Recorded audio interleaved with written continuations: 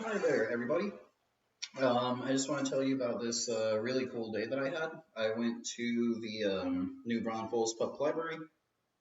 I'm not sure if there's a unpublic library or a secret library or hidden library or anything, but it's highly unlikely. It's possible, but it's unlikely. But so I went there, and a friend of mine told me about this thing that happens once a year, where you pay $5, you go in, and they give you like a big paper bag, and you can sift through everything there, and whatever you can fit into the bag, you get to take for $5. So this is the size of the bag, pretty big, right? It's like a whole week's worth of groceries in there. And pros and cons. Cons. Because there are several pros. I got some really cool shit. But some cons to start off with were the parking was atrocious. My buddy told me that he was like, yeah, parking can be a little dicey, but I didn't expect this bad. So, driving all around Costell, Faust, and neighboring streets and stuff. I will say one thing. I really like our downtown area. There's like this whole art collective building there that I passed with like local artists only, like paintings in the windows and stuff. And I thought that was really cool. Lots of kooky people, fun sense of fashion and everything. It's a side of New Braunfels that I don't really ever see. Just like, coming home after being at work, sleeping, going back to work, coming home or anything. So kudos, shout out to my bud for suggesting this place to me. Got me out for a while and everything. And I did find some really cool stuff. I will say that I'm a bit of a hypochondriac here, but I feel like I should have masked up because this place, and I only got there literally 20 minutes into the festivities, was so flipping packed. It was like we were sardines just hyper condensed even further into one gelatinous cube. And so yeah, if you can take that, I didn't bring my headphones. If I had brought them, maybe I could have like put on some classical or some noise or something and just tuned it all out. But that's really the only con. There's a ton of people, and the parking was atrocious. Had to finally parallel park. But the cons. Okay, some of the stuff that I found, I'm just going to go through some totally random order. The first one I'm going to drag out is I already did an episode a few nights ago about my love of old time radio. Specifically, I didn't mention, but the name of the company I'm very loyal to is uh, Radio Spirits. And lo and behold, famous westerns. I haven't even looked at this yet, but I haven't even heard of these shows. Okay, everybody's heard of Gunsmoke. I think I've heard like one episode of that, The Lone Ranger. Okay, but then there's all these others on here. The Cisco Kid, Frontier Gentleman, Frontier Town, Have Gun Will Travel. That's a macho title. Hopalong Cassidy, Red Rider, The Six Shooter, and Tales of the Texas Rangers.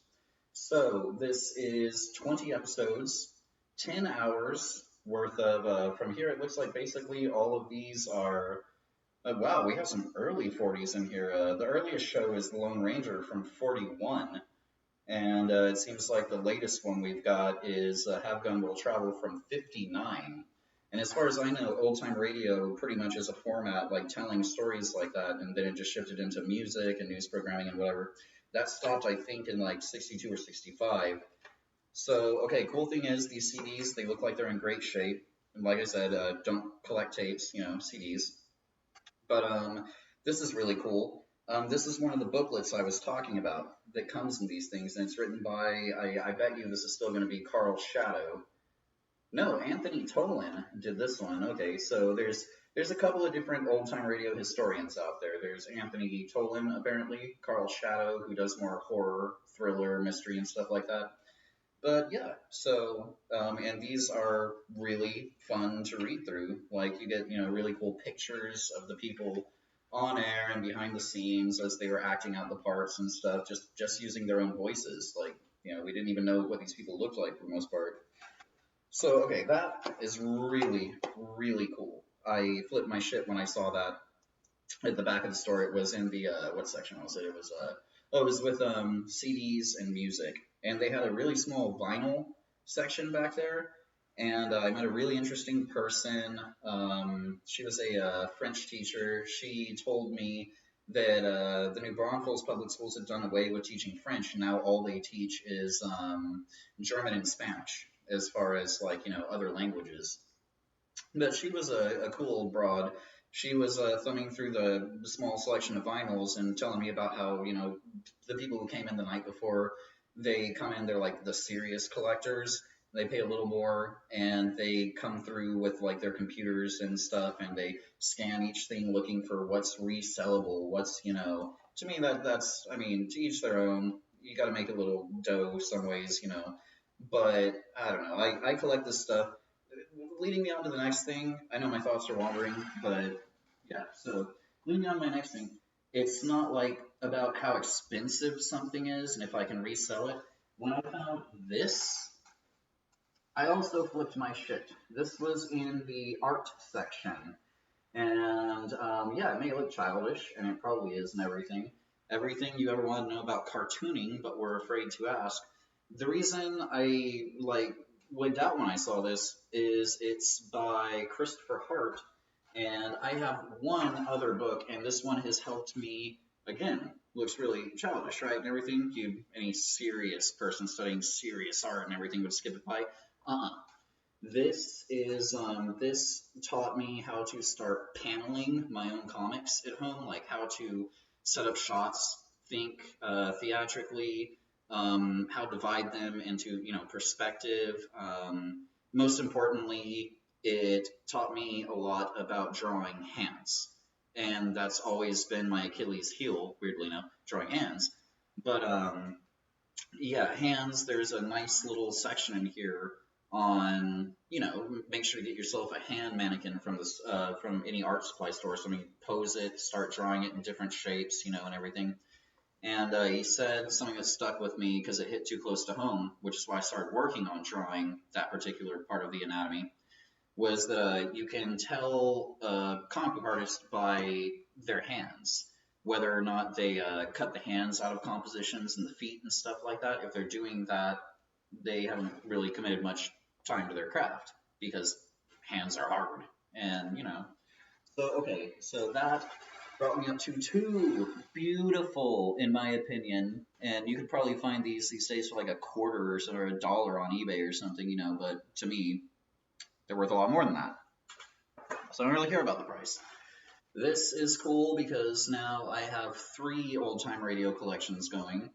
And I actually, as cheesy as that sounds, I can't wait to start diving into westerns instead of just, horror, thriller, stuff like that.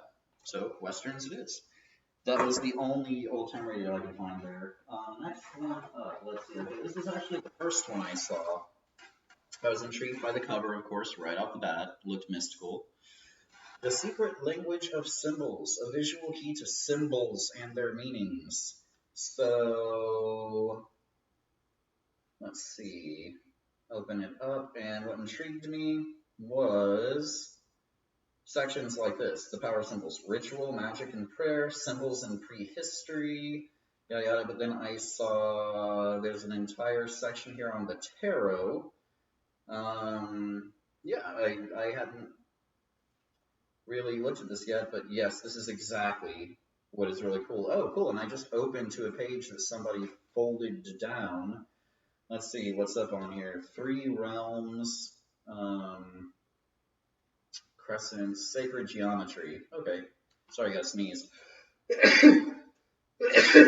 I'm burning some horrible, like, incense from the local corner store, and it's really strong. It's really overpowering, and it's really strange. But okay, so I'm gonna love this. There's tons of cool artwork in here already. I can see. Oh, just open up randomly. William fucking Blake, people, who is actually a saint in some religions. Okay, now we're getting on randomly. Let's finish the book first. There's only two of those left. Okay, so the books. Dean Koontz, The Door to December. Most of the other Kunts was wiped out. There were like two or three others there, but I had no interest in them. Reason I picked this one up is because it was one of the numerous inspirations for the writers of the original Silent Hill game, which I still think is the greatest horror video game ever made. Like, it really gets under skin. And so, yeah, I read it years and years and years ago, and then, like many books, like just mysteriously either vanishes from my place or gets lost in a move. But yeah, so recollected Door to December. This will go up to a couple more creases, but I pulled them out. We got The Voice of the Night, about a train killing murderous young man and his very nerdy, very shy friend in contrast.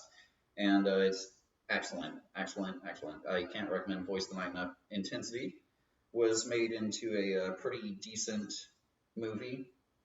But so yeah, so I upped my Kuntz a little. You know, gotta show Kuntz some love, not just King. And last but not least, I don't know what the heck this is. I found this in the art section, the American Bystander, and on the cover we've got a mob of very crazed-looking people. Black Friday tonight sale, Black Friday, and they're all busting in, and so there's really cool artwork. And yeah, I opened it up, flipped through it, and it looked surreal. Looks strange. Maybe if you know what the American Bystander is, you can let me know. But yeah, I mean, kind of Monty Python-esque looking sense of humor here. Homina, homina, homina. Hark a vagrant. Okay, so that's it for the books. But that is some really cool stuff. I'm really happy to have gone out and done this instead of just staying home today. All right. There's only 3 DVDs in here, but one of them has 4, so I guess 4, 5, 6, 6. Okay, I'm going to start with this one because this is cheesy as hell, and that's why I love it. Point Break. You know, the one where Kurt Russell is dressed up as Ronald Reagan as a bank robber, and yeah, Keanu Reeves joins a surfer gang. So many great one-liners in this. Such a great 90s movie. I mean, it's what can I say? You know, Point Break on DVD. Had to get it. You know, had to. What's his name? I'm trying to remember his name. Oh, Gary Busey. Yeah, Gary Busey, and his gravelly voice talking about, you know, that food stand around the corner. They have the best meatball subs. I need you to go get me one. Like, and yeah, meatball subs are delicious. But then on the horror front, which is really weird, maybe I accidentally manifested this or something. I thought about Lost Souls the other day. It's one of those like lesser known Antichrist, end of the world movies. Like End of Days came out at the same time and everything. But this one was a little more arty, I seem to remember. And I thought about it, and lo and behold, it's there, and I'm so glad for that because I'm gonna watch the devil out of this and try to figure it out. I remember it was interesting. And then last but not least, I got a minute left.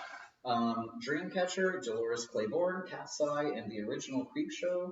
Seen all of them except, well, actually I haven't seen Cat's Eye or Dreamcatcher. And Creepshow, blasphemy, I know. It's timeless, it's immortal, love it. Take it or leave it, though. So yeah, I'm more of a fan of Maximum Overdrive and King's horrible movies like that. But yeah, Cat's Eye, intrigued. Never seen it. Probably not going to get around to Dreamcatcher anytime soon because I have no interest, so that'll be for a rainy day. But yeah, so that was my crazy ass haul at the I keep wanting to say bookstore, but no, the library today. So yeah, with some other stuff added in too. But yeah, I'm really happy, and thanks. I won't say his name, but it rhymes with Oliver Twist, or maybe not. But he does do mean skateboarding tricks. So thanks for recommending it to me. I'll see you guys next time. Bye.